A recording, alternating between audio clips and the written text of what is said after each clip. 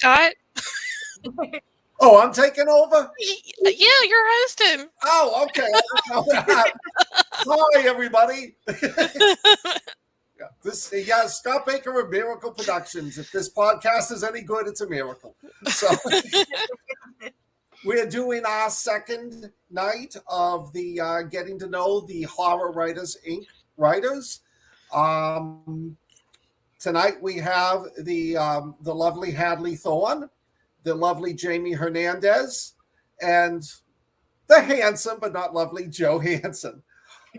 Before we begin, just let everybody know a little bit about yourselves. Jaime, what do you write? What's that? What do you know? What type of books do you write? Some of the titles. Oh, okay. Yeah. Well, I'm a zombie writer, and I'm getting close to finishing the third book in my series. So I want to have it out before winter's over. And I've also written in an anthology, and I'm actually going to be in a couple more. But so far, it's been zombies, and I've done one short story that was horror. And I'm also I do a lot with Horror Writers Inc. and also working on the Weird Realities podcast team. So. Okay. Hadley.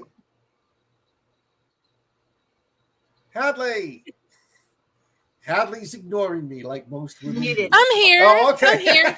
I was trying to share us, but I don't know how to. Oh. My husband said he'd share everything. Okay. Oh, awesome. Hey, Angel. Hi, Angel. How you doing? So, Hadley, a little bit about yourself. What do you write? What do you do? Well, I guess you would say I write mythic fiction. Mm-hmm. Some people think it's like paranormal romance, but there's no romance in it. It's got a little bit of apocalypse and a little bit of this and a little bit of that. A lot of regional folklore and some areas from down south where I live. I primarily write about places I've been, things I know in Mississippi and Louisiana. And that's about it. I've got 4 dogs. I love pets. So. Yes, and you have the one puppy that's terrorizing the other dogs. Yes, I got Boudreaux. Oh, there's Alan. Hey, Alan. Hey, Alan. How you doing? Hey, Alan. He's probably feeling real good. How's your knee? Yes. But God knows the questions we'll get from Alan. On top of all that, I do the Weird Realities podcast with these 3 amazing people and that one cool guy named Gamboa that's out there. A couple of other people. Stephen Kinney is recently joined us, and we have a really good time. So that's what I do. And Joe? Well, for years I've been telling Alan to stay off of his knees. ICA. I'm a multi-genre author. I've written fantasy novels, sword and sorcery stuff, elves, gnomes, dwarves, true to life fiction, science fiction, zombie, horror, infected, post-apocalyptic. Whatever I get a whim for is what I write.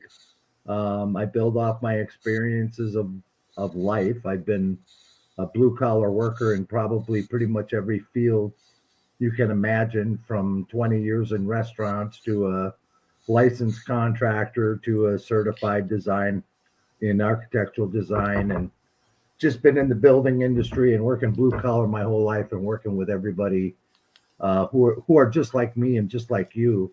And that's where I build my experiences that I write from. And, fiction, and I have this obsessive love affair that has been going on for years, where as long as it's not real, I'll read it. And 90% of the times I'm going to love it. And the only way I could expand on that was to start writing it. And that's what I do. Take great pride in my writing, and I hope that if you read my work, if you like it, I hope you tell me. If you don't like it, I hope you tell me. I want to know. And that's Joe in a nutshell, other than I like dogs. I like Hadley. I like Scott. I like Jaime. I like pretty much everybody. I do like working with Weird Realities. I'm excited about what the podcast situation is going to turn into. I've never been exposed to anything like this, so I know I'm really ignorant and probably clumsy as hell when it comes to it, but I am thoroughly enjoying it. And when I was asked to join the groups Horror Writers Inc. and Weird Realities a couple of months ago, I was just like, oh my God, another one of these groups. And I am so happy to say that it is so much different and so much better than I ever imagined. And I'm thankful and I'm happy to be a part of it. Amen. We're thrilled. I'm going to tear up. We're glad you joined us in Horror Writers Inc. I'm glad that you're everywhere. Yeah. I think Joe Hansen's one of the nicest people I've ever had the good pleasure of meeting. Yeah, I agree. I agree. Thank you. And Thank you. I think all of I you- enjoy all your company. I think you all know me. I'm out there all the time. I'm everywhere, like COVID, except I'm not as deadly. I'm a horror writer, been doing it for years. Predominantly horror. I've done vampires. I've done a ton of zombies, big bugs, all sorts of things. Recently, I did my 2 science fiction novels, so I'm seeing how they're going, Frozen World and Operation Majestic, which I always tell people it's Raiders of the Lost Ark meets Back to the Future with aliens. Predominantly, though, right now I've got 3 book series out. Nurse Alyssa versus the Zombies and the Chronicles of Paul, which are both zombie related, and my Tatiana Paranormal series. And there's going to be at least 2 books in each series coming out next year. I love doing the Weird Realities. I enjoy the show. I've seen some really great movies because of watching Weird. I've seen some movies that I will never get that time back. And I still think I'm on a couple of my people's hit list because of the movies I made them watch. Kidding. As for the weird news, I'm working on some cool stuff for next year. I've got my fingers crossed it'll go through. So, all right, let's get down to the meat of it. You want to get to know our writers. So let me ask the question.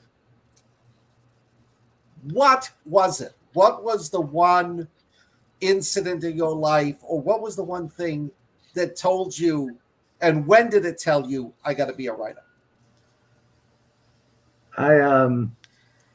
I blasted through the Lord of the Rings, and then I picked up the Sword of Shannara, and I read absolutely every word from that. Then I was getting into Dragon Riders of Pern, Michael Moorcock's The Eternal Champion series, and I was blasting through these series. And then I got a little older, went to college, and still kept blasting through all these fantasy series and reading constantly. And one day I looked at my wife, which I had a wife by this time, which when I started reading, I was too young to even really like girls, I mean, I started at a very young age, but I just said, I can do this. I mean, I've read so many of it and so much of it, and my own imagination takes these stories and takes it on its own tangent. And I just said, I can write a book. I don't see why I couldn't. So my first book, which is now my fantasy novel that has been rehashed and is now 360 some thousand words, and I published a year and a half ago. But I first wrote that by hand, just sitting on the couch next to my wife writing. Then like 2 years later, I got a typewriter, so I typed it. And then there were these things called computers, which I thought I would never ever have a use for. And now I have a couple computers, and all my programs are full of stories and writings, and 5 versions of each book I've written. By the time you get it to a publisher, you've got edited, and so it's just you get to a point where you just think, I think I can do it. I think I can do it as well, maybe even better. And that was probably at age probably 21. I decided that I could do it. 21, 22. Okay. CA asked if you read Marion Zimmer Bradley a lot. I have read Marion Zimmer Bradley. Yeah. Okay. That's the Dragon Riders of Fern, right? Oh, okay. Okay. Jaime. Yeah. Well, there wasn't like one specific thing. It was more of I've always been a huge reader. Like back when I was a kid, I'd go to the library. I'd get the maximum number of books they would let you take out every week. I'd read all of them, and I did that every week. I was always a huge reader. And in school, in English and literature and that, I found that I was pretty good at writing. And, I did well at it, and I enjoyed it. But I tried a few times to start writing a book, but I didn't really have a solid idea. So, each one of them just kind of went to the wayside. And it wasn't until I didn't even know there was a zombie genre. Once I discovered that, and once I discovered that there was self-publishing, I just decided, like, awesome, I love zombies. I'm going to write a zombie book. And that was actually around the beginning of last year when I started writing it. And so far, it's going well for me. I'm enjoying it. It seems like enough of my readers are enjoying it that I want to keep putting more out. But I'm pretty new at this, and I really love writing zombies. But I probably will write some other things in the horror genre when I finish my zombie series. Yeah, you do have to eventually sort of, even if you don't want to, you got to sort of branch out now and then. Mm-hmm. And Hadley. My story is a little bit different. I had always wanted to write, and I had started writing books. I was a published poet when I was in college, and I'd always started writing a book, but just kind of fizzled out. But when my dad was sick and I was in graduate school, I got the idea for a book. And so I was telling him about it. And when he passed away, and this is the weirdest thing, and you have to know my dad to know how weird this was. This wasn't like him at all. But I was telling him about the idea of this book I had with Bigfoot and zombies. Okay. And when the guy was doing his eulogy, he started talking about my dad calling him and asking about Bigfoot. So I sat there, and then he went on, and I was like, what are the chances that this is a conversation that would be in a eulogy at a funeral? And I just kind of took it as a kind of a nod from my dad that I needed to write that book. And so that's what gave me the momentum to finish.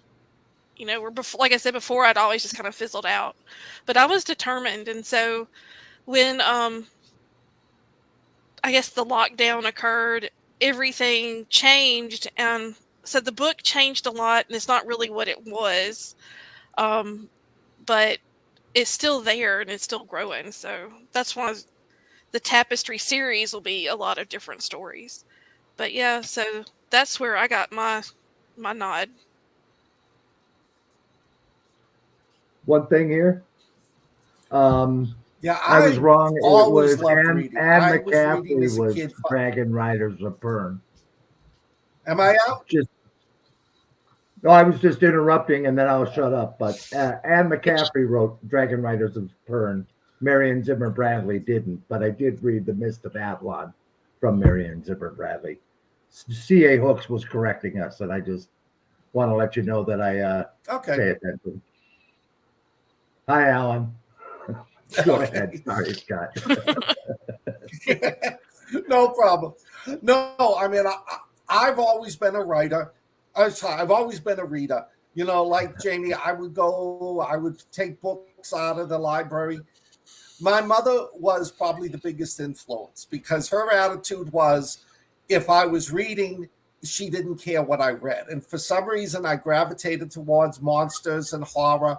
She let me watch all of the monster movies as a kid. She bought me all the Aurora models. Um, when there was like the Frankenstein Film Festival on the local TV station at 11:30, she'd stay up with me and watch them. So I was reading all H.G. Wells, Stoker, Verne, but and I used to write little short stories as a kid, in those little tiny notebooks about this big. They sucked. They were the worst things ever written. But what really inspired me, ironically, and this is funny, was Karl Kolchak, the Night Stalker. I love the series, but I love the way he used to do the opening scenes, and just the way it was written inspired me. And that's what got me. Originally, I was going to be a journalist, and then in high school, I was in the EHS, the Everett High School Broadcast Studio. There were videotapes there that, God, I hope the teacher destroyed, otherwise they'll ruin me. But I thought, well, if I'm a journalist, what's the chances of me being Anderson Cooper or, somebody on the front lines? I'll probably be covering like the Flower Show in downtown Concord. So I got away from the writing for a few years. Alan, it's the best one. I got away from writing for a few years, went into the government, and then what re-inspired me back to writing was me and a friend had gone to see Hugh Jackman in Van Helsing. And as we were leaving, she said, "What did you think of the movie?" I said, "I liked it, but I said it was kind of bizarre. I could have written a better plot." And she looked at me and said, "Well, why don't you?" And that was in 2004, and I've been writing ever since. Yeah. Hey, Wanda. Hey, Mark. All right. Hey, Landa. Hey, Mark. It's kind of funny that once you say that, once you start criticizing what other people do, like, oh, I could have written that better. Once you start writing it yourself, you stop saying that about other people because you realize how hard it is to put the right sequence of words together. And I mean, you're influenced by not only the world around you, but the mood you're in, the fight you just had with your wife or husband, or the dog shit in your room again, and you're pissed about that. I mean, everything influences you. So when you're not a writer, it's easy to say, well, I could have come up with a better plot line than that. But once you are a writer and you're writing, you don't say that. You say something more like, I wonder why he came up with it like that. Or, you know what I'm saying? But anyways, let's get back to something that counts. Carry on. I think that's a good There's point. There's a lot of people, bosses I work for, who are complete dickheads that have made it into my books and not as the good guys. So just like changes of name, but personalities and just the whole manner about them. Yeah. All right. Next question. What book had the most impact on your life? This time we'll start with Hadley. Well, as a child, I would say Watership Down. That book changed my life. I probably read it 5 times. And it was way above my reading level, I'm sure, because I started reading, I think, when I was in the 4th grade, because I'd seen the cartoon.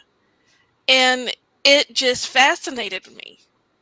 And, which, for those who don't know, it's about a bunch of bunnies. And it is so deep. And I still think that's probably one of the best books I've ever read. But as an adult, there is a book called Forest of the Heart by a gentleman named Charles DeLint. And Charles DeLint changed my world. When I read his book, someone had been telling me I needed to check his books out. And it was just like coming home. It was like I finally found someone who saw the world like I did. And he writes so beautifully. I mean, I would say I endeavor to write like him, but he is just amazing. And that book changed my life. Okay. Jamie? My answer is probably a little different than most because people usually have like this epic classic book or author that, not the one that I'm going to say isn't, but it was back in 2017. I had the Kindle. I was fairly new to it. I had read like all the Harry Potter books on it. And then I was looking for something else to read. And that's when I discovered the zombie genre and discovered all of these indie authors. And the first book I read was Trudge by Sean Chester, one of our featured authors, actually. And I read the entire series. And I'd say that that had the biggest impact on my life because it kind of made me realize that I could do this, as an indie author, as, not some, big name person like Stephen King or something like that, but, just the world of indie publishing and the zombie genre itself, because that's what I write. And that's how I got into writing it, was reading it for the first time back in 2017. So that's my answer. Okay. And Joe? Do you guys remember Big Little Books? What these No. were they were little books, and it was back in the 60s, and they were little books that were maybe this square, and they would take a serious story and reduce it for kids. And they would market those, and they were called Big Little Books, and they were pretty popular for about 7-8 years, and I read a ton of those. So that format and what they did there, I guess that was kind of inspirational for me because it just really took things that were out of my grasp and put them in my grasp, and the fact that it was called Big Little Books meant it was designed for kids, so I was all over that. But when it comes to authors, no, he wasn't the first author I read, but Michael Moorcock with the Eternal Champion series really opened my eyes to a lot of things. I was always told that like newspapers are written to a 5th grade level, and I just kept thinking I will never be interested in books that are written to a 5th grade level, but it was kind of inbred into me that you've got to dumb things down for people to understand it. Well, Michael Moorcock comes out with the Eternal Champion series, and he's got like 5 books in each series. Each hero is using a different variation of the same weapon, and each one is living a lifetime but at a different time in the time of the world, and it's that same person. And it just kind of taught me that when it comes to fiction and fantasy, you don't write to a 5th grade level. You can make the plot complicated, and you can make it something that people have to think about, because the people who are reading that kind of thing, they want to think about it. They want to be challenged. They want to stretch their imagination and believe that this guy, this Elric Melnibone is also Dorian Hawkmoon, or and it just, what he did with that really opened my mind to discredit the fact that they say that everything's written to a 5th grade level. No, I mean, I think readers today are I think they're much more aware of what they're reading. I don't think they want to see, my opinion, if they want mindless entertainment, they go to television. If they want something that's going to attract them, they're going to go and read a good book. My book, the one that changed me, was, again, thanks to my mother, if she's listening to this or if she watches it later. As I said earlier, I read all the classics, Wells, Verne, Stoker. And one Christmas when I was 10 years old, she went out and bought me this new horror book. First time this author wrote horror before he had actually written sex manuals. But she gave it to me for Christmas, and it was Graham Masterton's The Manitou. Now, I don't know if anybody out here is a fan of Graham Masterton. Um, he is one of the most grotesque, bizarre writers out there. But he is fantastic. His plots are fantastic, intriguing. And the Manitou was about an ancient Indian medicine man who was being hunted down by white settlers. He commits suicide, but before he dies, he says he's going to come back and torment people. He comes back a couple of 100 years later. He's growing as a welt on the back of this young woman, and it happens to get. She gives birth to this pissed off demonic medicine man in a hospital. And there's demons summoned from hell biting off doctors' fingers and elevators with chopped up policemen. And then, I'm a 10-year-old guy. Excuse me, I'm 10 years old. I used to read H.G. Wells. Now all of a sudden it's like blood filling the pages. Sent me off in a new direction. I left the classics behind and I just started gobbling up all the modern stuff. And that's what I write today. I write more towards the new rather than, back towards the old style horror. Let's see. Cool. And Manitou, yes, Alan, was a great book. Sucked as a movie. I wouldn't even pick that one for watching weird. But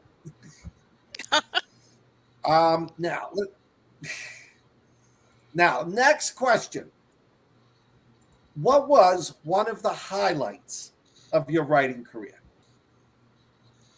Some moment that stands out to this day as, wow, I can't believe that actually happened.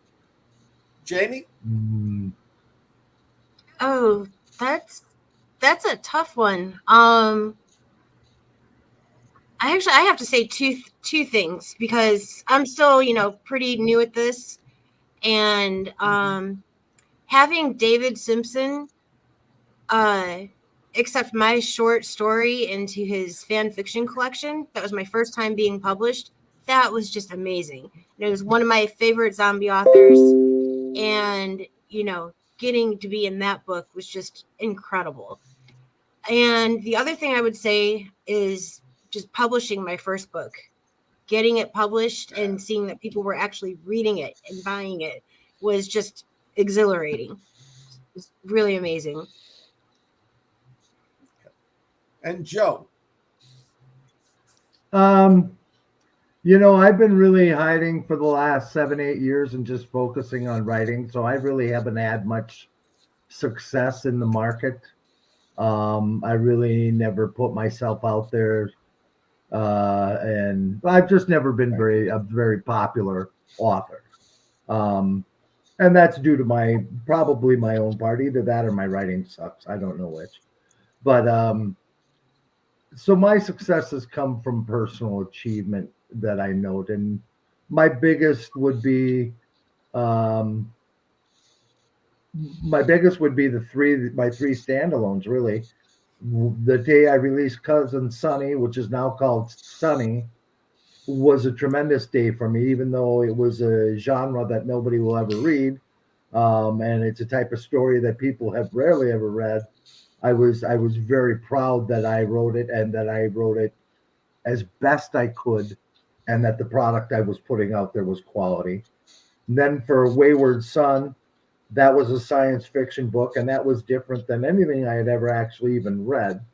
And when I went through it and read it and have gone through it so many times because I was in such question about it, and I'm really proud of how that turned out. So I'm very very pleased about that. But my greatest would be Cataclysm.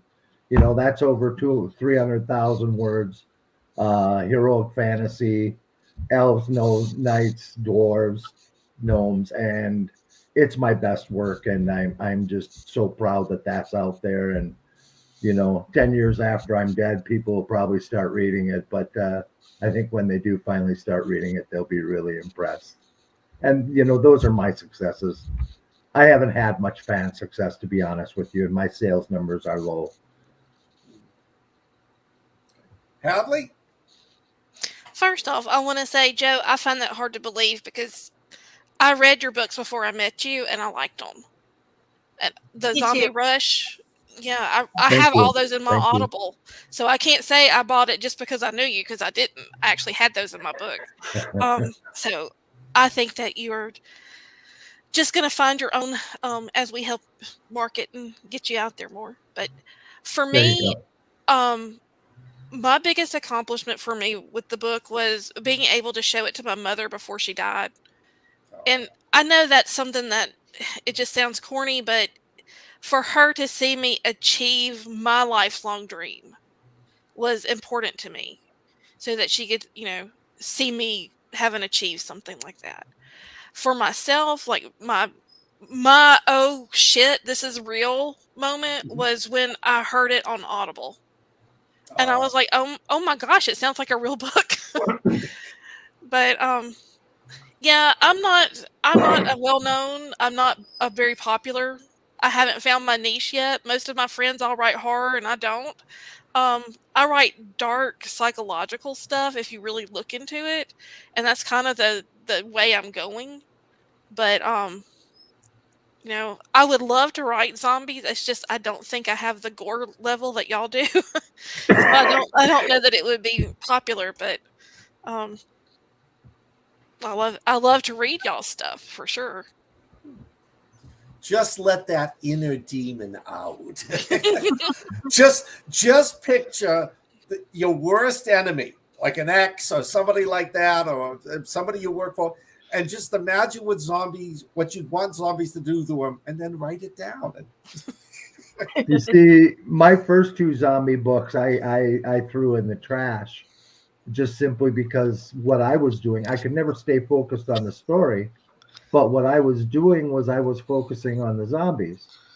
And you never focus on the zombies. You focus on the people that the zombies are affecting. And that's where the story is.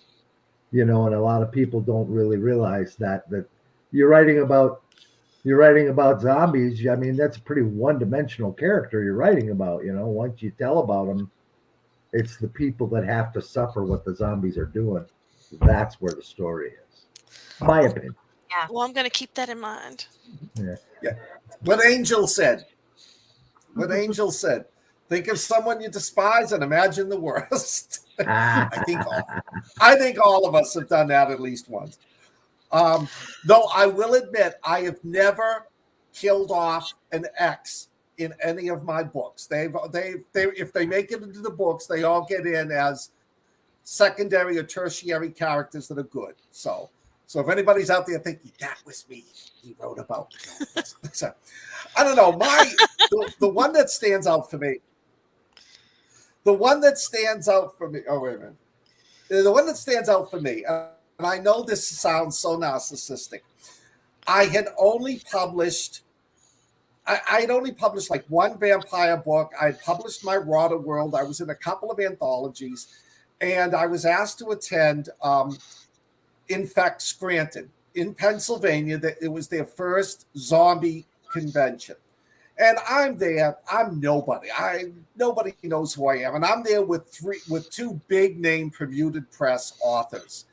And the doors open the first day, and this young woman comes rushing in, and she passes by all the celebrities and comes up to my table. And she goes, "Are you Scott Baker?" And I'm like, "Yeah." And she goes, "Oh God." She pulls out a book. It's one of the anthologies. And she goes, "I love Cruise of the Living Dead. It's the best zombie story I ever read. Can I get your autograph?"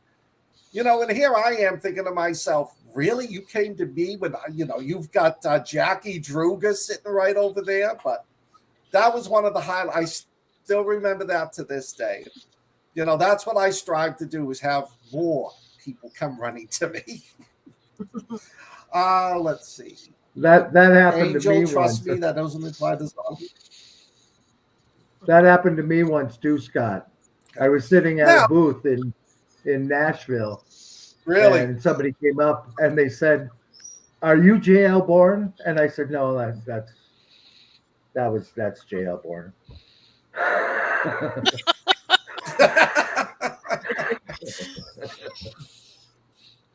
Go ahead. It was meant to be So a joke. now let's It's go. funny. It was. Now let's go to the other extreme because we're all writers. Did Bordeaux just knock over your mic? We're all I'm writers, good. and we've all reached that point. Mac, I'll get to your question in a minute. We've all reached that point when we've sat at the computer and said, "What the f am I doing? I would be better working at the dump cleaning garbage cans with my tongue." What moment did you ever get to that point where you almost threw everything away, and what changed? What happened to keep you writing? Joe, you first. I never threw anything away. I still work full time. I still design homes. I still manage crews that are building homes. I still have a home that I have to take care of and have a wife that I have to keep happy. And, I never threw anything away. It's just my true career has always been writing, but I knew that I had to support it. And you don't support it by washing dishes for $7 an hour. You got to go out and get serious about a career. So I don't think that in order to be a writer, especially in this day and age when you can self-publish, I don't think you have to throw anything away. You've just got to make time and adapt your home life and your lifestyle to allow you to write. Now, I'm lucky in the fact that I've got a woman I've been with where we're coming up on 40 years together.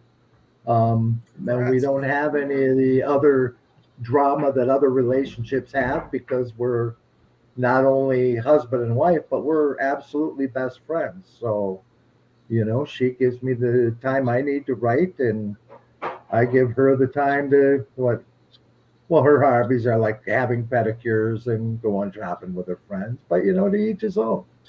So, I didn't have to give up anything, and I don't have to give up anything to be a writer. I'm going to retire here in the next year.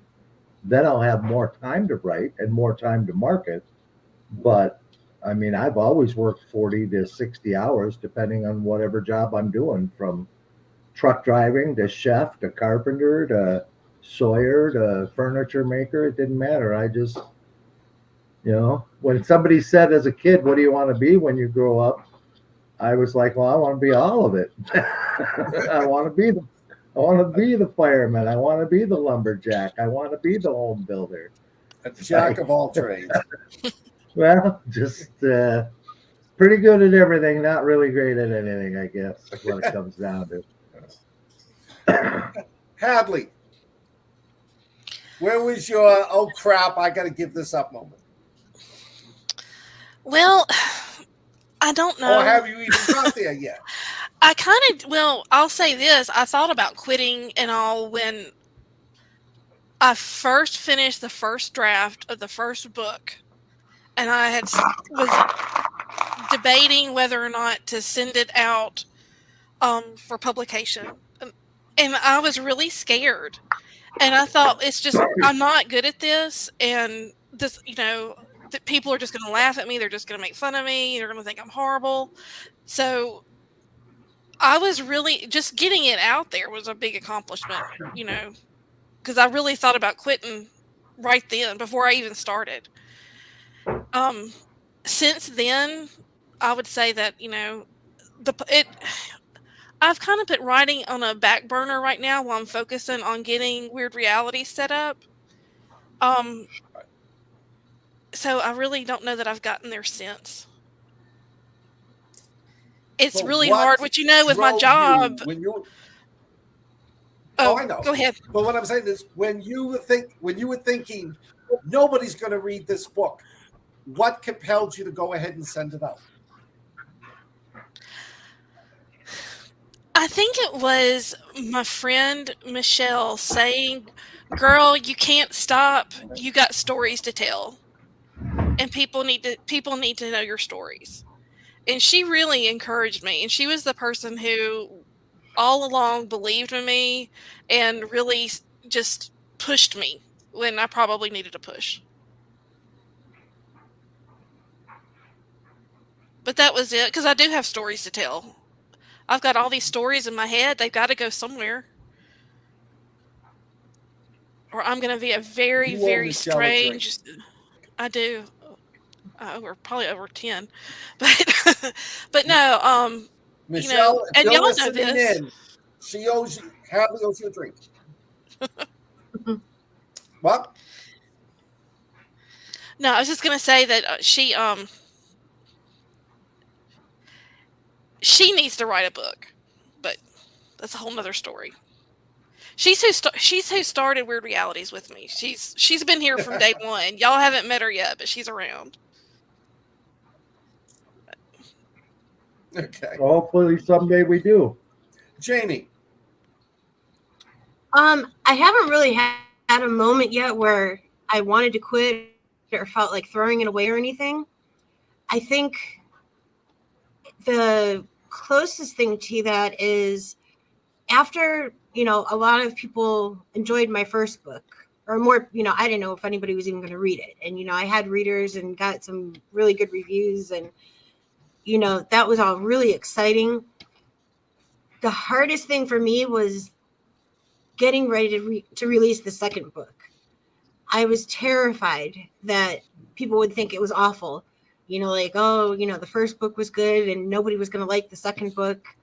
I wrote it. I was happy with it. But I never got to the point where, I want to throw it away or quit. That was just a scary thing for me, because I feel like when I'm putting a story out there, I feel like I'm like exposing part of my soul to people. And, I was, like I said, terrified that they wouldn't like the second one. But fortunately, it's been received pretty much as well as the first one. But I haven't gotten to a point yet where I wanted to quit or throw something away. Okay. Hopefully you never will. For me, I reached that point 2 years ago. Not a lot of people know this. I almost gave up writing 2 years ago. I had all these books out. They weren't going anywhere. I wasn't bringing in enough royalties per month to get myself lunch at a decent restaurant. So I was getting ready to pack it up. It's like all the time I'm spending, nobody's reading the books, I'm not making any money. And then I got this text message, Facebook direct message from a young woman who lived overseas. And she said, I am a promoter. She said, I picked up some of your books. I read them. I love them. She says, would you be willing to work with me? And for those of you who know me well, you know that, my social media manager is Alina. And she just turned the career around, whereas I would go a week or two without writing. She was like, okay, first thing you got to do, you got to write a book about a nurse fighting zombies. And I'm looking at her like, why? Who cares? She goes, just trust me on this. So it's like, fine. So I wrote for Nurse Alyssa versus the zombies. Boom. It was a huge success. So she's like, now you got to write the second and the third. So that series has taken off. So then she turns around and she says to me early last year, she goes, paranormal is what's big right now. Clean paranormal romance. So it's like, are you serious? I've never even read a paranormal romance book. She goes, read 1 and 2, write your own. So I'm like, fine. Okay, I'll prove to you that this isn't going to work. Boom, the Tatiana series takes off. So she said to me, she says, now we want to do a spin-off of Nurse Alyssa with Paul, her ex-husband. It was like, okay, I'm ready to go on this one. So yeah, that was just my point. It was just like I was strung out and ready to throw it in, but I got somebody really supportive in my corner, somebody who knew the market, somebody who knew what the people were reading and wanted, and it's been the best 2 years of my career so far. So good for you. Kudos. Thank you. Now, Mark asked the question: are zombies overdone? So, some series they are. Okay. Not when done right. Yeah, I don't think they are. I mean, if they were overdone, then people wouldn't still be writing the books, people wouldn't still be buying them and reading them. And there seem to be a lot of people out there that still really enjoy zombie stories. So, and there's ways, like we were saying earlier, it's a zombie book, but it's about the people and what they're facing with the zombies. So I don't think they're overdone. There's too many people still reading them, and I keep reading them. I love them. Hadley?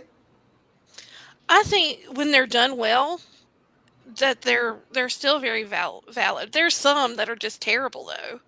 And I've bought them and read them. So, I've read some that it was nothing more than a 12-year-old boy talking about all, just a very unrealistic look at the zombie apocalypse. And by that I mean we have $2 million to buy all these guns and weapons, and look, we have this compound, and that's just not realistic. But the people who do it realistically, and like Joe said, really dig into the people and what they're going through and their experiences, those are the best ones.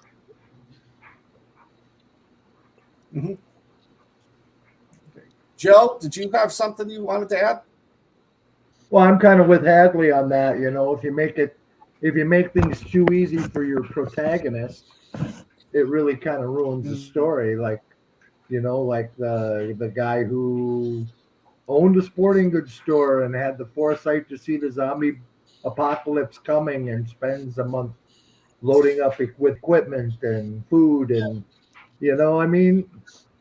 okay, it's nice to think of preppers being out there and being prepared, but I can tell you there's nobody as prepared as what you're reading about in some of these books. I mean, they've got advanced solar tech that we're not even selling today, but they got it because they knew a guy who knew a guy who knew a guy. And he got it for free because he knew a guy too. So, that gets old. With any story, you've got the protagonist has to have a difficult time of things. Even if it's hunting down toilet paper. Exactly. You're never prepared. Never prepared enough. And really, can you have too much toilet paper? I mean, I ask you honestly, can there be too much toilet paper in the house? I think we found out. No. You can't have Right. When it first started hitting, I said to my wife, stop buying bottled water, stop buying toilet paper, stop buying paper dog, cat food, don't go insane. Don't clean the shelf. But just in case this gets out of hand. And she says to me, we'd have too much toilet paper. And I looked at her and I says, have you ever listened to yourself when we run out of toilet paper and there's nothing for you to use? And she looks at me and she goes, I'll get toilet paper. So, I agree with all of you. CA, right. I think the zombie genre is like so many others. Romance, science fiction, erotica. It's people who read that genre will never get tired. They'll read any zombie book you throw out there. Some of them are going to be good. Some of them are going to be such trash that, you wonder how Amazon hasn't pulled them. But like every other genre, once in a while, a book comes along that's so new, so different, it excites everybody. It gets people. World War Z. And I can't think of the name of the book, but it was the one about the zombie that falls in love with the young girl and protects her from the other zombies. Oh, Warm Bodies. They made a movie out of it. Warm Bodies. Every once in a while, one of these books comes along that just appeals to people, and it revives the genre. It's like romance novels. I couldn't name you a romance novel to save the life of me, except one. And the only one I ever read, and I hate to admit it, was 50 Shades of Grey. So sorry. That's my Yeah. out loud voice. If you consider that. Well, come on. 50 Shades of Grey was a romance novel because he was good looking, he was sophisticated, and he was rich. If that was me in a trailer park somewhere, it would have been deep, dark, psychological horror. Yeah. Yeah. Well, wasn't it based off of All right. like the Twilight book, or was Twilight based off of it?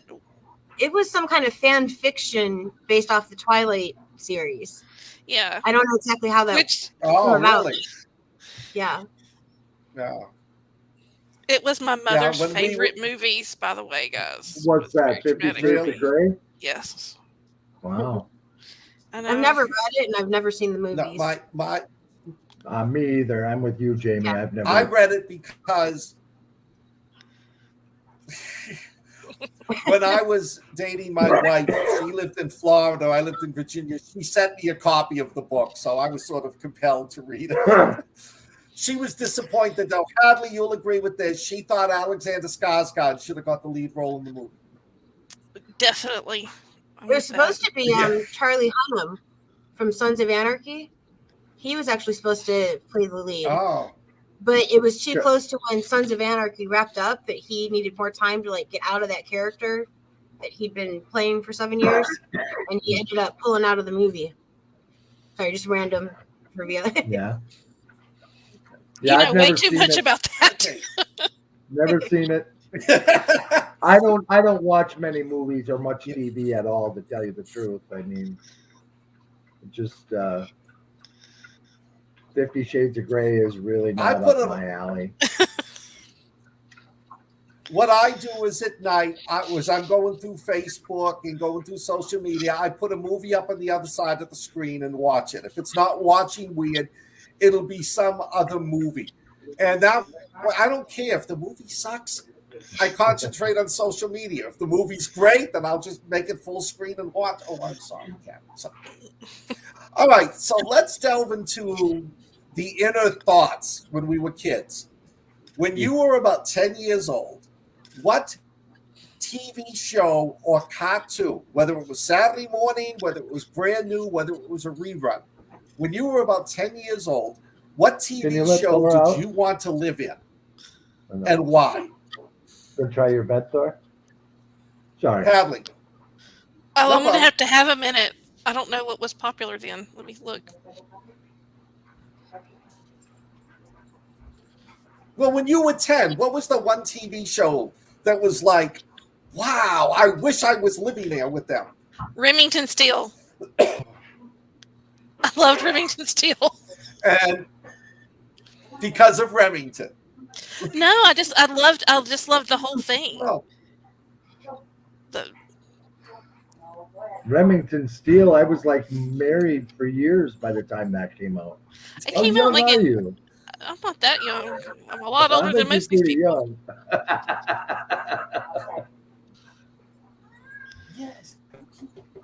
But Sorry, Jamie, my what cat about you? is demanding attention. You know, I'm sitting here trying to think of an answer, but when I was around that age, I didn't really watch TV at all. I was like an outdoor kid. You know, we'd go out in the morning and we'd come back when it got dark outside. You know, one of those kind of kids at that age. I remember my neighbor one day, she was like, we have to go home to watch something, and it was Growing Pains, I think, and Full House. And I was like, why would you want to go inside and watch TV when we can be out here playing, you know? So at that age, I didn't really watch much. Those are the only shows I can even think of. I think I was actually younger than 10 when those were on. But.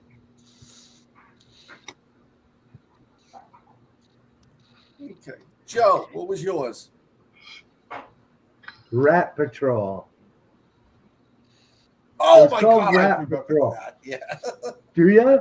It was great. It was, a bunch of American soldiers during World War II, and they were riding around the desert in Africa in these jeeps with machine guns on the back, and they were fighting Rommel's troops, and it was great.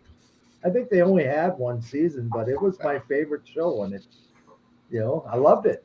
And after that, it was I MASH. forgot. So Oh. Yeah, I don't know if any could of you have still watched never MASH. get my head. Yeah, I love Yeah. MASH.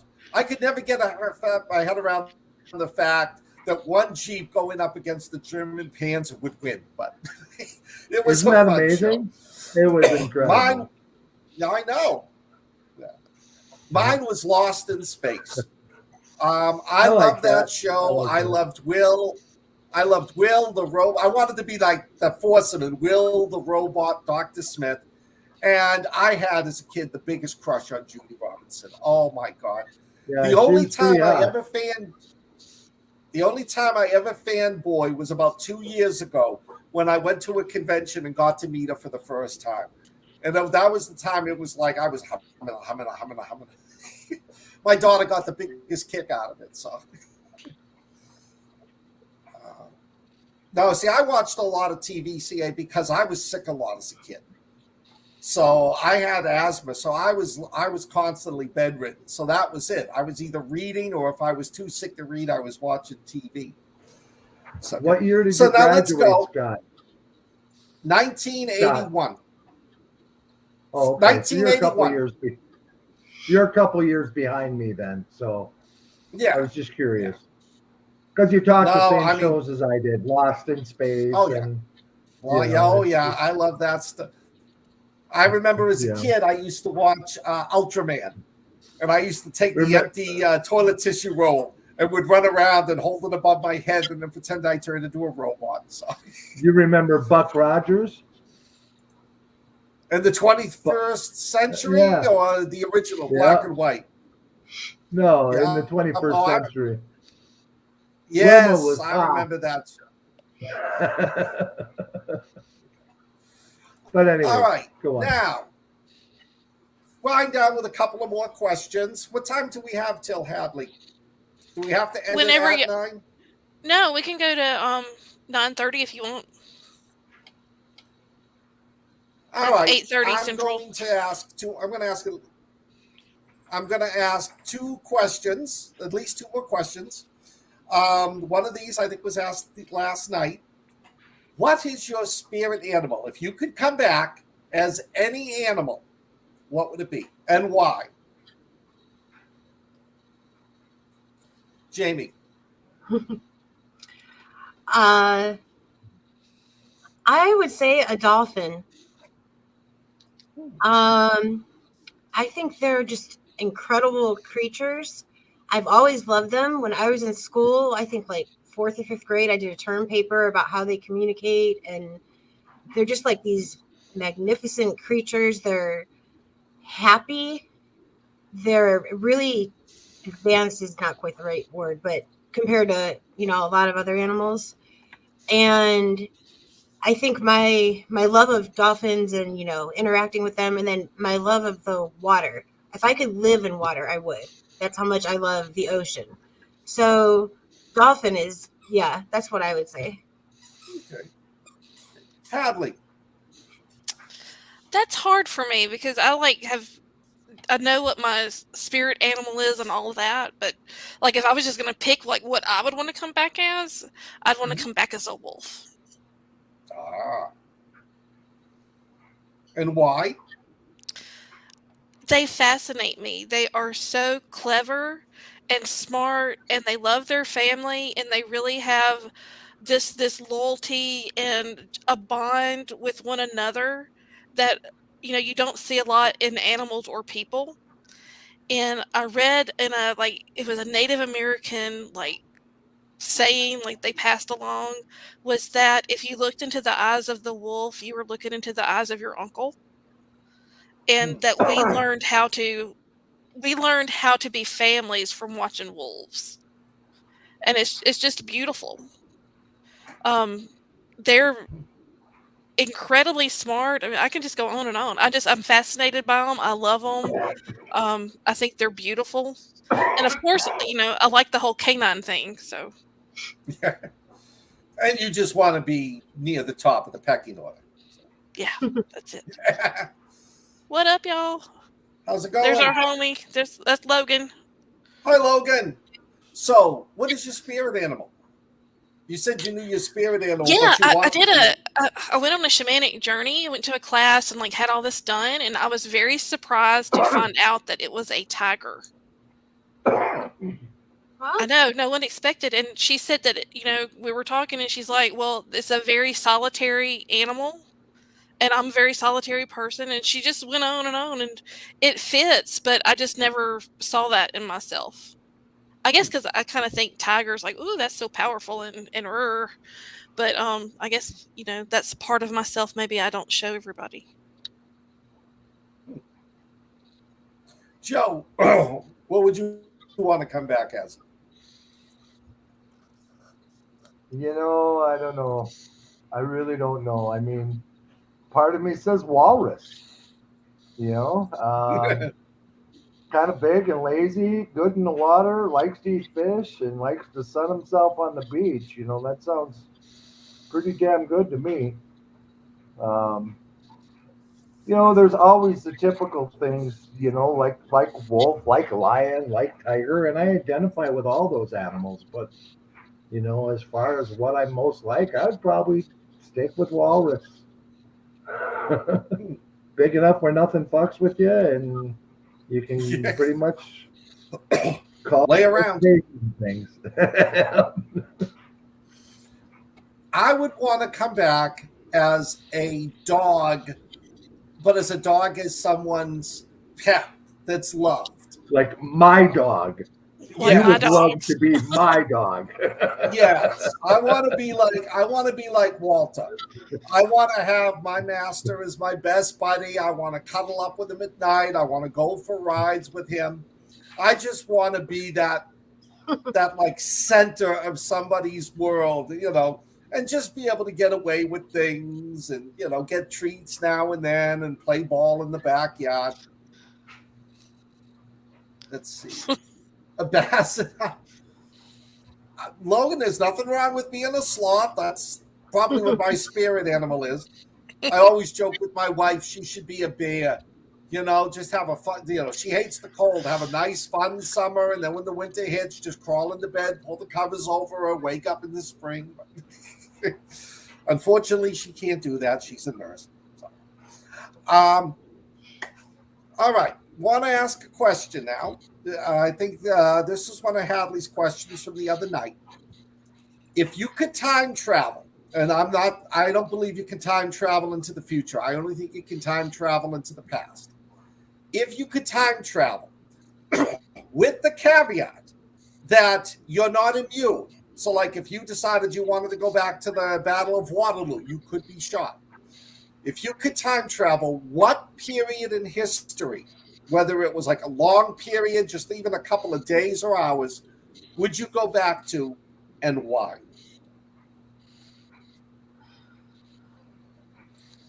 Joe.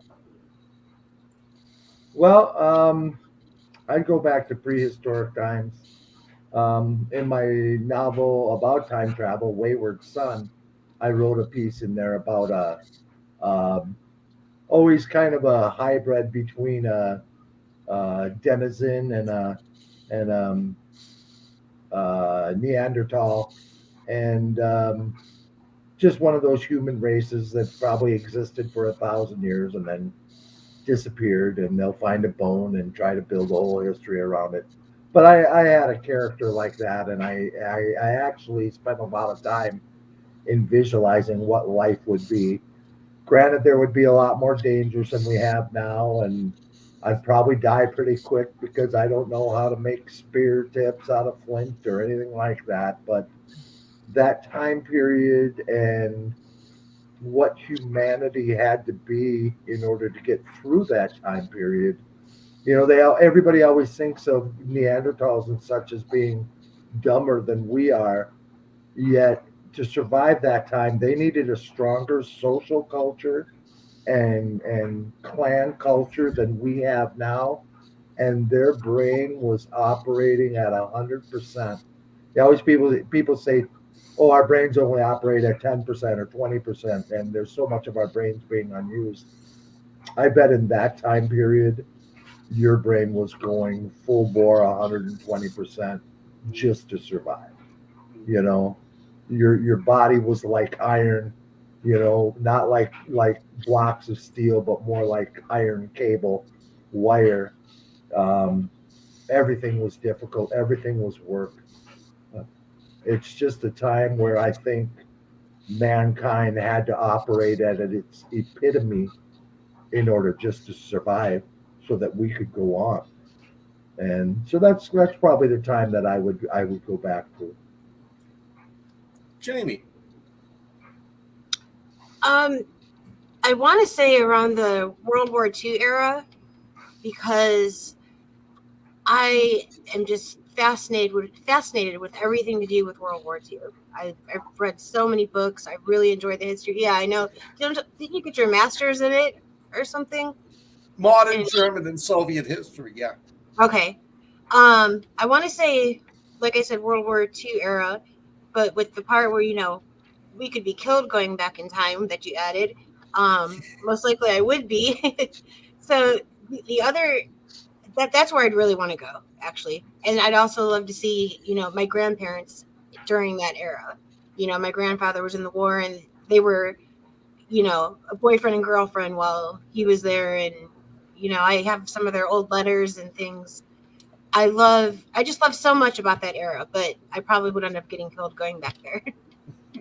But yeah, I think that's where I'd want to go. Okay. Hadley.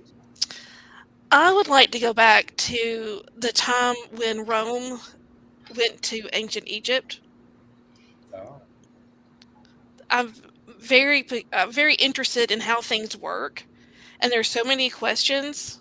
There's just a lot of questions I have. So I think that I'd probably be bit by a snake and die, but You might become Cleopatra. You never know. no, I'd probably crocodile something. Something would there would be some mishap with the aquatic animal, I'm sure. When the time when Okay, I'm confused. The time when Rome went to Egypt. Yeah, when Julius Caesar invaded Egypt, it was around the Oh, Cleopatra time period. okay, okay, okay. Because I was thinking of it in a different context. Because the Egyptian Empire was before the Roman Empire, so I got confused. I apologize. Then there was the forming of the 12 tribes of Israel and all that. But I see what you're saying now when Julius Caesar attacked. Got it. Shutting up I again. think I think Angel would want to travel with you on that one. Um, for me, I would be going back with Jamie, but I would want to go back to Berlin the last 10 days of the war. Ooh. That period of time when the city was falling apart, and I would love to spend those last 10 days in the bunker to see what actually happened, to get a feel for what that insanity was. I mean, that's the period of time that just intrigues me so much that, you know, the world's falling down around them and they're still down there doing all of their bullshit. Okay. Now, question. Celebrities, whether it's movie star, whether it's TV talk show host, a writer, who's the favorite celebrity you've ever met? Hadley. Dan Aykroyd. What was he like? He was very nice. I met him at Mardi Gras in New Orleans, and he was dressed up as a Blues Brother. They were doing photos for Ah, what's that place they have down there? I can't think of the name of it. down where? In New Orleans, they have a bar. But I can't think of the name of it right now. It's like a blues club or something. But Okay. it's been a while since I've been. But yeah, I think he was nice and he's very interesting to me. But he was very pleasant, for somebody who's just talking to fans. Oh, good. Jamie. I'm trying to think. I've met quite a few musician celebrities because I've been to so many shows. And I'd have to say it's a tough one. The lead singer for Queens of the Stone Age. I'm blanking on his name. He's one of my favorite celebrities that I've met.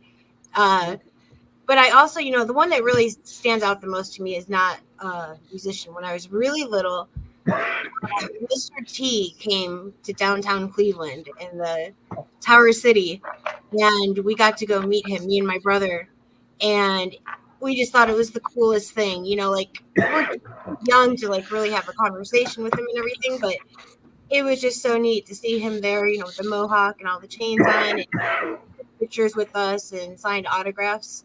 So I'd have to say him. That was, it was a great childhood memory. Okay. Was he a decent guy? Or was he, oh, I pity the kids who don't come to see me? He was really friendly, really nice. He did go in character, though. I remember him doing some of that, but he didn't stay in character. Joe, favorite celebrity? Well, it's kind of awkward because I met them when they were done dancing at a show. Yeah, he was a male stripper, and he was pretty hot back in the day. And, you may not think of Alan Gamboa as much now, but back in the day, I put a lot of dollars in his garter. Oh, I got those old photos of Alan there. Oh, yeah. He signed his G-string for me, and I've got it on the wall. Luckily, he doesn't print very well, so Jill doesn't know what the signature says. But I got the picture of him with the big mustache, the cowboy hat, and the assless there chaps. You go. Priceless.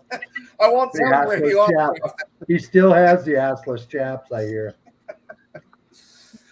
I know. For me, I think probably the nicest I ever met was George Romero. He loved talking to fans, and I remember the time I met him. There was a long line, and they were trying to move it. The convention organizers were trying to move him along, and I remember he stopped and he said to them, "These people are here to see me. They are my fans. I will take as much time with them as I want.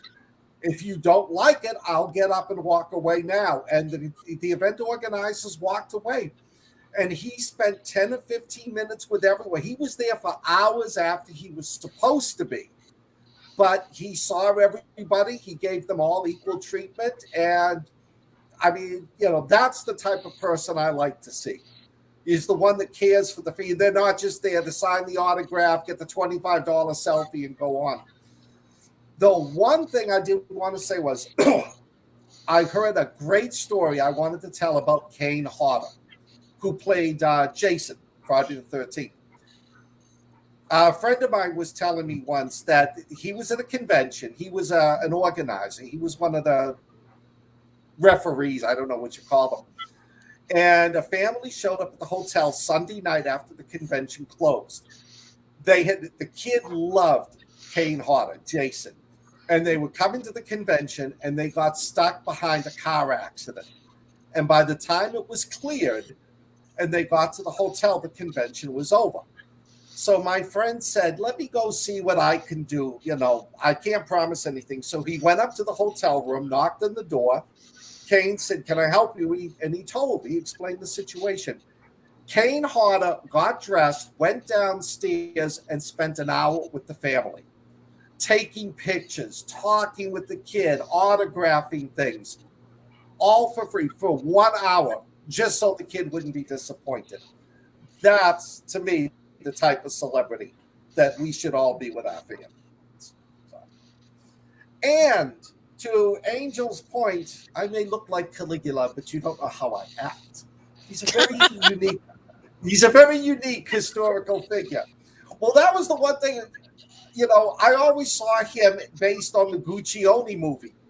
But then somebody told me, no, don't watch the Guccione X-rated version. Watch the R-rated version, and it's a completely different Caligula. So, Tiberius, I don't know as much about him. Jason, on accident. I want to see pictures, or it didn't happen. I thought he said he got into an accident with Jason Momoa. It's like, no, he got face to face. He got some action, is what it sounds like. Let's see the pictures. Big money. Okay. So, what are you all reading and watching right now on television? And Jaime, we'll start with you. Okay. Right now, I've been listening to a lot of audiobooks in preparation for doing my own because I'd never listened to them before. So right now I'm listening to The Feral Children, the trilogy, but I'm on the second book. And as far as what I'm watching, I've been going through the whole Marvel universe, I've blown through all of the new shows, Hawkeye and Falcon and the Winter Soldier and Loki and WandaVision.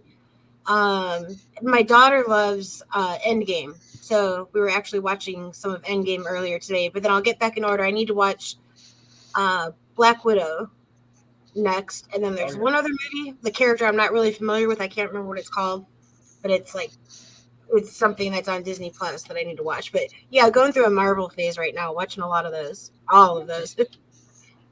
Okay, and Joe. I'm listening to, it's called The Wandering Inn. I'm in the second book of that. Each book is like 40 to 60 hours. And it's very much fantasy work. It's built on a game format where they actually achieve levels in this world, which the main characters are actually from Earth that have come to this world outside of their own will. So they're kind of freaking out, but it's very well written and it's very entertaining, and it's been out a while. As far as watching, I'm watching. I just started watching a series my wife got me into tonight that I'm enjoying, with Ricky Gervais called Afterlife. I've heard that's good. And it is. It's about a guy who is trying to figure out how to live after his wife of 30 years dies, and he's very bitter and very rude, but it's very well done. I enjoyed it. Sounds like Ricky Gervais was cast perfectly for that role. Yeah, pretty much. And Hadley. Well, I've got 3 apocalyptic movies to watch by Thursday night. Mm-hmm. So I will be watching those. But currently, I binge watched Letterkenny. Season 10 dropped on the 26th, which if you haven't watched Letterkenny, you should watch Letterkenny because it's hilarious. I love Letterkenny. That's out? The new one's out? Yes, it came out Saturday or Sunday. Yeah. I watched it all. And as always, when it's over, you're like, I need more Letterkenny. I also have taken to watching the new season of Dexter, which is really good. A show on Showtime called Yellow Jackets, which again, very good. And of course, Yellowstone. So, how's Kevin Costner in that? It's not Kevin Costner in that. Now I feel embarrassed. No, it is him. But I mean, he's not the. Oh, I'm watching it because of Kevin Costner. Oh no, I meant how was he as an actor? Oh yeah, he does. Yeah. It's Kevin Costner. It's Dances with Wolves. Yeah. I think that you see him and smell baseball. You know. See, I love Kevin Costner more now because I think he plays a better serious actor than he did some of his other more action hero roles. I agree. But Dances with Wolves is one of my all-time favorite movies. I could watch that every time it comes on. I've got a personal bias against it only because a friend of mine, when I was stationed in Korea, a Korean friend of mine took me to see it in a Korean movie theater. So everything was subtitled in Korean. Well, when they got to the parts when he started speaking Navajo, it was all in Hangul. I had no idea what was going. People are laughing and talking. It's like, what's going on? And my friend's like, shut up, I'm sorry. So after that, it was just so like, I don't like this movie. So, and then they remade it with Tom Cruise, Dances with Sushi, when they did it in Japan. But that's right now. I'm reading Rich Restucci's Run, which is a good book. I am fascinated by Billy. The character. If you haven't read the book, read it. This character, Billy, You don't know Good. what he is, what he's doing, but it's a unique take on zombies. Love that series. Your Hadley, CIA friends are going crazy with these Russians messaging us. I know. Oh crap! That last one means I have to go kill somebody. All right, we'll have to wrap this up. No. I do that to my wife all the time. We'll be watching something on TV like Ancient Aliens and that, and something will come on, and like, they think it crashed at Roswell, and I'll just like sit there reading the book. Go, it didn't crash; it landed. And she used to look at me like, "What?" And then she realized. Now when I say it, she just goes, "You're an ass." So, yeah. I'm reading Run by Restucci. Hadley and Jaime, your books are next. So, Thank you. you're welcome. But if I read a book a month, I'm doing well. I'm the type, I go to bed, it's like, okay, I'm going to read. And then the next thing I know, I'm sitting there with like the cat on my chest, the book on my chest, 2 dogs leaning up against me, pushing me off the bed. And for TV, I've been binge watching Creep Show, the new version. Oh, is it good? Some of them are really good. I mean, there was a couple of them like, oh, please, I saw this coming a mile away. But I mean, some of the shows are just like, oh man, that is just friggin' awesome. So, all right, we're getting to be around 9:30. Is there anyone out there that has any questions that they want to ask? I've got to step away for a minute, so I'm going to put you on mute. Hold on just a second. Okay. No questions. We got a good turnout tonight. All right, so let's start. We'll start with the ladies. Jaime, what are you working on? What are your plans for the future? Any conventions, murders, anything you want to confess? Right now I'm working on the 3rd book of my Chronicles of the Undead series, and getting very close to finishing it. I'm also working on a short story for an anthology, and that's pretty much what I have going on writing-wise right now. I plan to hopefully release 3 books next year in my series, and then getting into the stuff with Weird Realities and the changes coming up. I'm excited about things happening there. Yes. With the podcast. I'm always working behind the scenes for things with Horror Writers Inc., which I love. I love the group of authors we have, and I love the readers and fans we have in the group. Yes. And yeah, that's pretty much everything I'm doing right now. Do you know when the 3rd book will be coming out? I don't have a date yet. I just know I'll have it out before the end of winter. That's Okay, that's great. what I promised everybody. And by the time, I get my cover and my editor, which I don't get those started until I'm done with the book. I mean, obviously the editor, but I don't get the cover started until I'm done. So I'm thinking it's going to be sometime in February. But good. When I have a date, I'll announce it everywhere. Okay, And great. after that, I forgot actually, after that, I'm going to start working on the audiobooks. So as soon as I'm done writing book 3, I want to work on getting all 3 books on Audible. That's good. And I'm assuming the anthology you're working on is the one a lot of us are working on? Yes. Yes. That's what I'm working on. Okay, good. Yeah, I got to jump back into that. Joe, what are you working on? The anthology.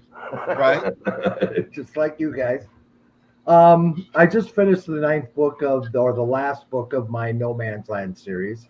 Right. So I'm kind of taking a break from that. I've got a 5 Roads to Texas book I got to finish up, and then that series is done. And I'm kind of feeling out the world and seeing what kind of book I want to write next.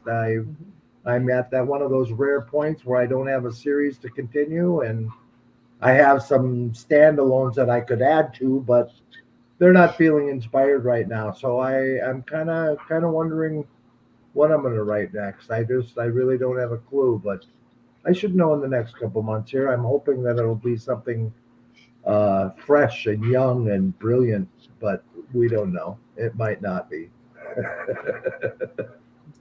And Hadley, are you there? I'm here. What are you doing? All the stuff. um, the anthology, I need to get started writing. I have the story in my head. My Audible for the White Raven Awakens, that's the first book in the Tapestry of World series. It's supposed to be finishing up here in January. So hopefully that'll be out by the end of the month. So I'm still working on my Kindle Vella. It's just kind of on hold right now.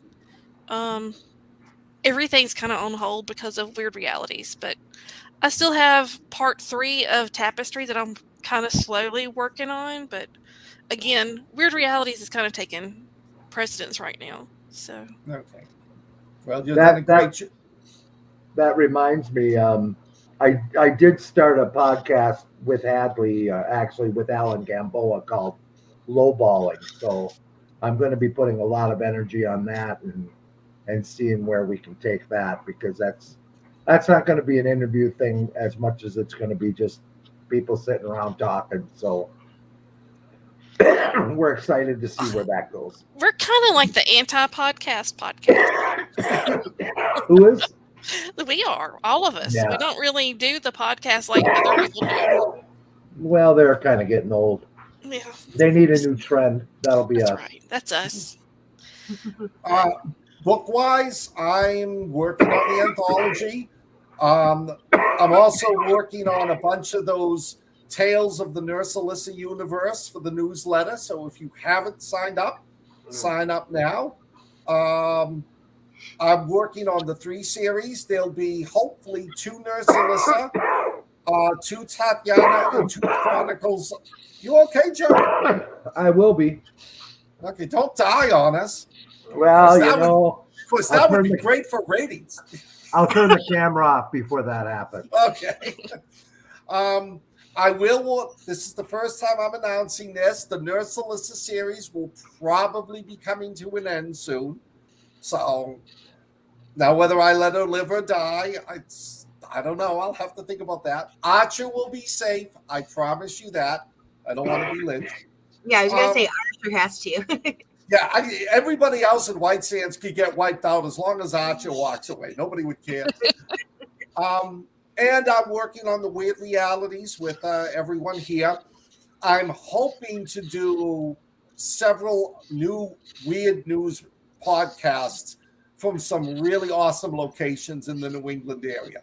But I'm not going to go into details about those. Yes, CA, the cat will live.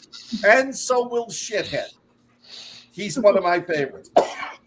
But hopefully those will pan out, but I don't want to get anybody excited in case they don't. All right, so we'll wrap up in a minute. Starting with ladies first. Hadley, where can we find you? Oh, you can find me at all the places through my link tree, and that's going to be linktr.ee/Hadley_Thorne with the E, and that puts me everywhere. You have my Twitter, Facebook, all that stuff. Okay, Joe. Best to just find me on my author page on Amazon, Joseph Hansen @author, Amazon.com. Jamie. I don't have anything else. Okay. You can find me every day in my fan club, Jaime Hernandez fan club on Facebook. I'm always there. We have a lot of fun. You can also find me in Horror Writers Inc. And of course, my Amazon bio, or Jaime Hernandez on Amazon, and with Weird Realities. Okay. Best place to find me is Scott Baker's Demon Hunters on Facebook. That's where I list everything. Books coming out, events coming up, podcasts, and the works. I want to thank everybody who joined in tonight and joined us live. We appreciate it. We appreciate you taking the time. I mean, without the support of you people, we're just guys and girls writing in the basement, not getting anything published. Thank you all. Hadley, Jamie, Joe, thank you for being here with us tonight. And some of us will see you later this week for a few more podcasts. And for those of you we don't get to talk to, Happy New Year. Let's hope 2020 is nowhere near as bad as the last 2 years. Oh no, let's don't go back to 2020. Oh no, Let's no, go no! What have you 2022. done? What have you Don't done? do it, Scott. So cruel. So cruel.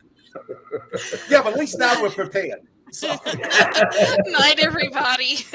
all See you right. later. Ciao, everybody. Bye.